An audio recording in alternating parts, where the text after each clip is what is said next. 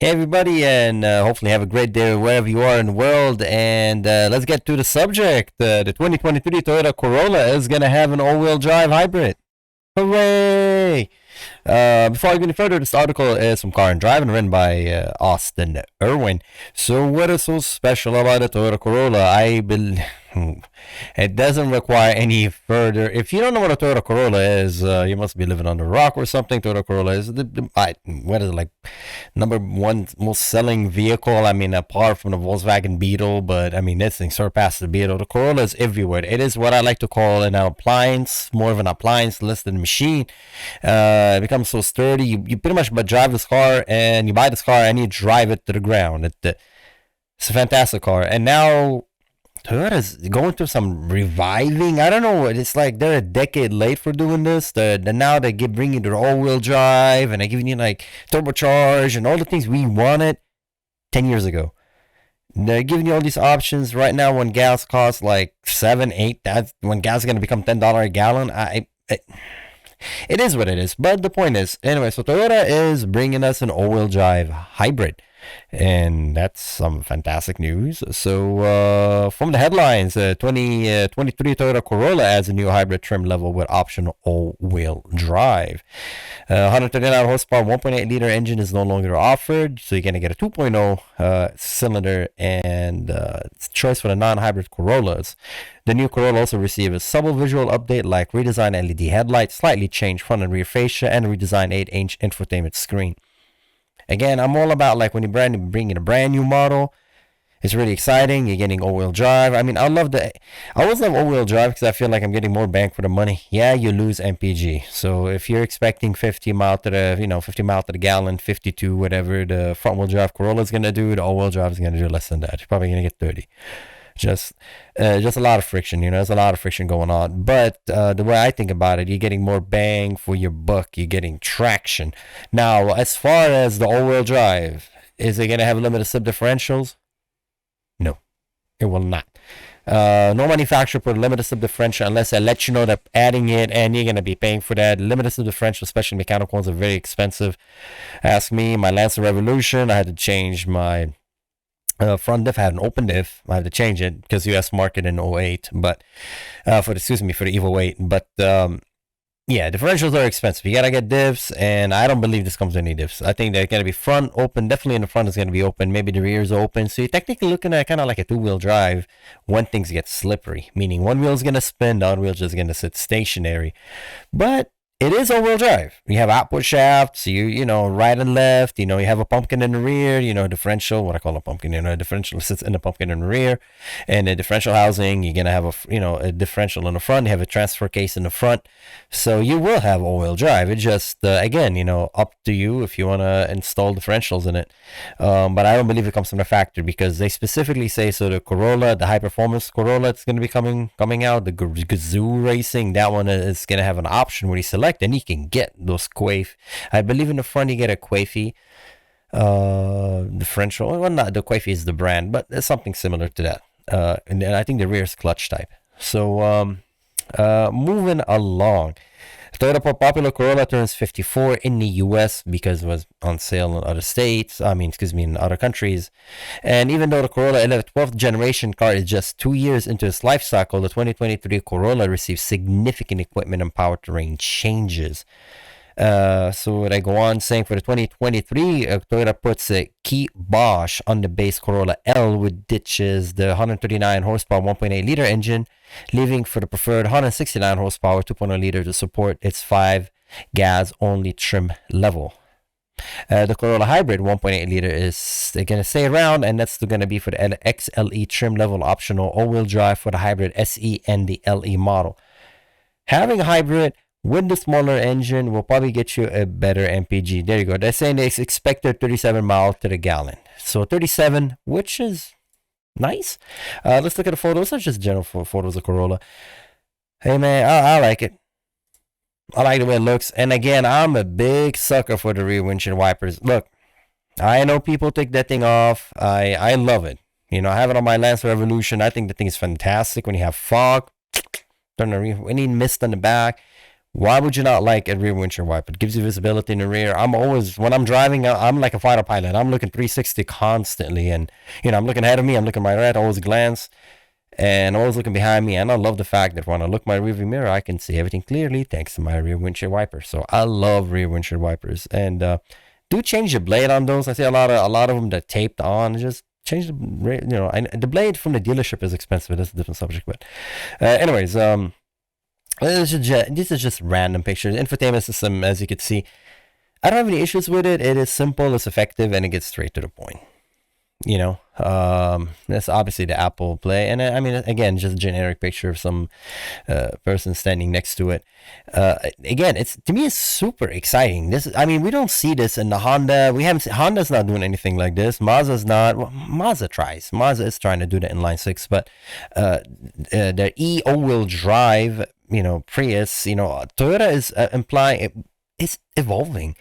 They're giving us new things. I mean, when you're buying a Corolla, it's very, very exciting times. I mean, we're getting this Corolla, and you have an option front-wheel drive, you have an option all-wheel drive, you have a hybrid, then you're going to have some crazy, fast Corolla coming through, making something like close to 300 horsepower. I mean, what a great time to be alive. What a great time to be alive. And if you're a fan of Toyota, well, you are having a blast. And if you're not, and if you want some JDM hot hatch, well, there you go. You can buy a Lancer Revolution. Good luck finding one. It costs like $30-something thousand, $35, and that's used. So it's even more expensive than this car. And this car is not going to be $35,000. I hope not.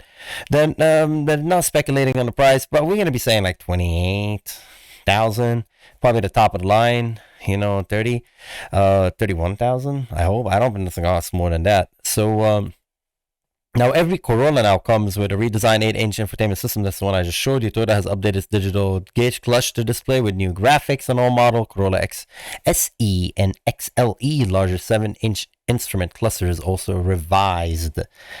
And then Toyota gives you a lot of complimentary, safety.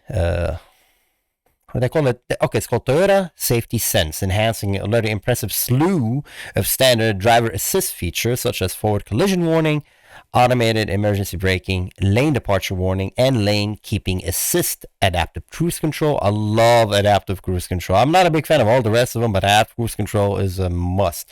I love that. Plus optional adaptive headlights, front and rear parking assist. Not to sound like a mean person, but if you can't park your car, that's a hatch. Hatch is really easy to park. I mean, literally, is what you're looking out is the end of where you're at. But again, I understand some people, driving skills varies. But they give you, when you can back up, you have a screen and you can see how close you are. So it's good. It's good. All these things are good. Whether you use them or not, I'm not a big fan of all these things. But as I said, I love the cruise control, adaptive cruise control. You just set up at a speed and you just cruise along. It's nice. It's not a way. I mean, definitely it's not going to be a substitute to your driving, but it's really nice to have. And those are available on the Toyota. So they're talking about the pricing, the fuel economy, and the hybrid horsepower is expected later this summer. So I'm saying probably before August we get an idea. Probably July we have more details about the output and the horsepower. But I'm really excited. I mean, I'm really excited. I mean, 37 mpg. The Corolla Hybrid, the Corolla Cross Hybrid is expected to receive 37 mpg, and Cross Hybrid, that's going to be a front-wheel drive, is 52 mpg. I mean, again, it's I don't see any issues with this car. This Corolla is becoming, in my opinion, the car to have. You have 4 doors, you can fit a lot of people in it. You have the hatch where you can just shove things in the bag, whatever you're shopping, grocery, whatever it is.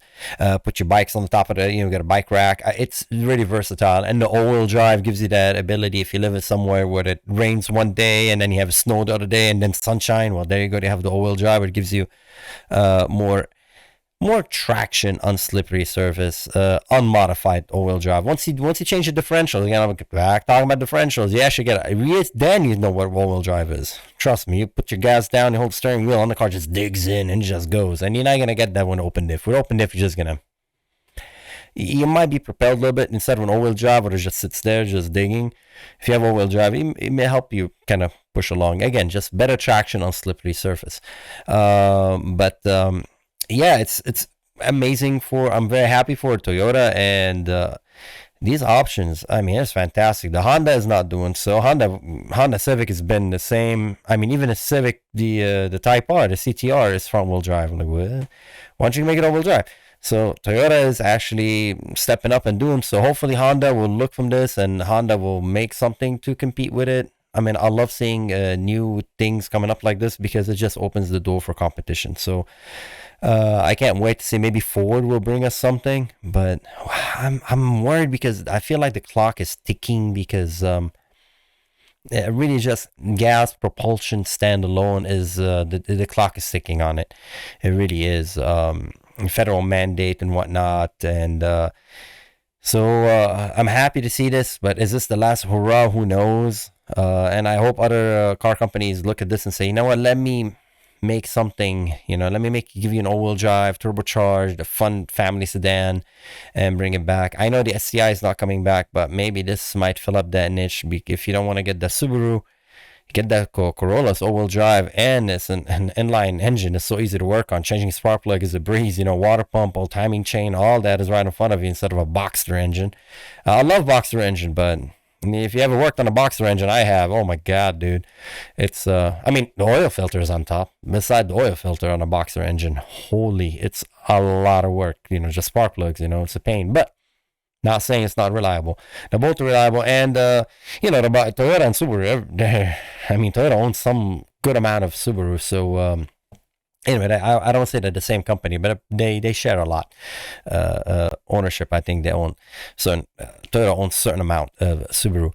But anyways, let me know what you think. I'm really. I love this. I'm very, very happy. Again, we've been very dry. Toyota's been very dry for the last, I don't know, since forever. I mean, when I introduced the Supra, that's when we're like, okay, new things are coming, and they're coming down the pipeline. When they give the FRS, the BRZ, and now we're getting more and more. It's really, really exciting. So I'm happy for Toyota, and I can't wait. I'm looking at you, Honda. Bring in the S2000. Come on, let's go. Before we're all gonna be stuck driving electric cars. And I mean by stuck, there's nothing wrong with electric cars, but they're not cheap. And yeah, come on. Let's give us something, Honda. Give us something very exciting. Nissan. Come on, bring in a 240. Okay, now I'm just dreaming right now. All right, everybody. As always, stay safe out there, and I'll see you next time. Take care. Bye-bye.